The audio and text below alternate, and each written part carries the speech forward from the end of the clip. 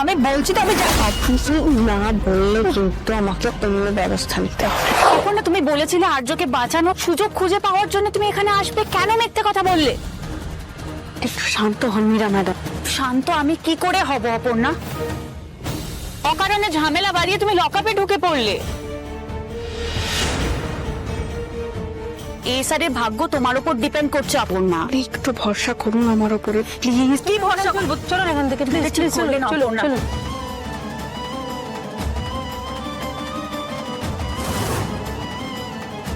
ওষুধের নামটা কি ম্যাডাম? অ্যান্টিডোটের নামটা কি সেটা আমি জানতে চাই। আরে কি মুশকিল, আমি বলছি তো আমি কিছু না বললে কিন্তু আমাকে অন্য ব্যবস্থা নিতে হবে। লাগছে এটা কিন্তু খুব একটা ভালো হবে না।